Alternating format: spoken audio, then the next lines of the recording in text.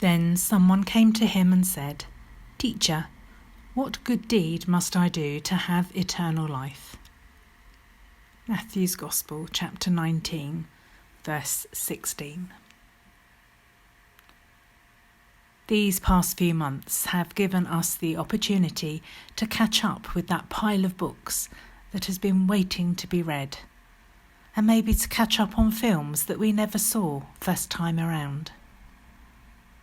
I have to confess, I am a sucker for a happy ending, or at least an ending that is neatly tied up, so I can close that book or switch off the TV and move on. The endings I struggle with are those with a twist in the plot, or those that are left open with no answers. And as for sad endings, well, they leave me reaching for the tissues. Today's Gospel reading, the story of a rich young man, fills me with some sadness. It has a promising beginning when someone, often referred to as the rich young man, appears before Jesus.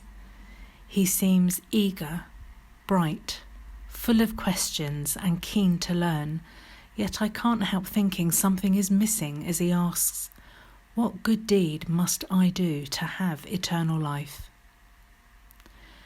Jesus tells him to keep the commandments. You shall not murder, not commit adultery, not steal, not bear false witness, honour your parents, and love your neighbour as yourself. "All these I have kept," replies the young man. "What else do I lack?" I can't help but think this sounds a little odd. Surely the young man would know his stuff and be familiar with the 10 Commandments. Were there some he was not keeping? Maybe things which were holding him back. Maybe making him aware of something lacking in his life. And then the plot takes another twist when Jesus adds, "If you wish to be perfect, go, sell your possessions and give your money to the poor, and you will have treasure in heaven. Then come, follow me." Here, Jesus directly addresses the man's love, his idolatry of possessions, and offers him a new way of putting God before worldly treasures and to gain what he is lacking. And in verse 22 of chapter 19 of Matthew's Gospel, we are told, "He went away grieving, for he had many possessions." He went away, sad and disappointing. We all have things we love, we covet, we are all tempted by idols of this world, and so the command to sell all our possessions is maybe not for us. But there is some sacrifice required for all of us, which will differ from person to person.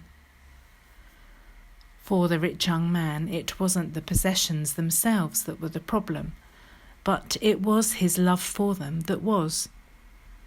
For me, this is the kind of ending where we can see the right ending, the satisfying ending. And when it doesn't happen, there is that gasp of disbelief, an opportunity missed. Perhaps we find ourselves sharing in the grief.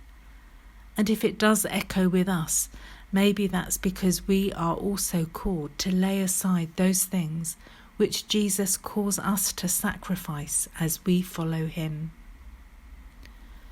So are we different from the rich young man? It's both a challenging and important thought. Jesus says we must put God first before any love of worldly treasures. And that's not just money, but fame, status, whatever it is that holds us back, whatever tempts us to walk away, just as the rich young man did.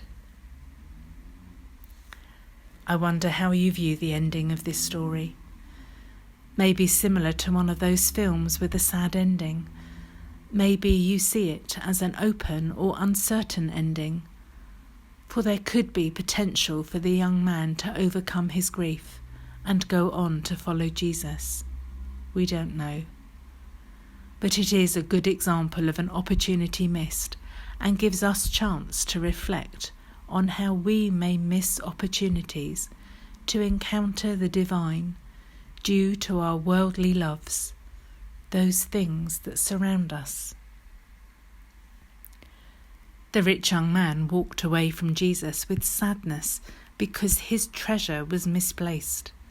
He was afraid to give to others for fear that he would lose what he had gained. Treasure has a special connection to the heart, the place of desire and longing, the place of focus. The thing we most set our heart on is our highest treasure.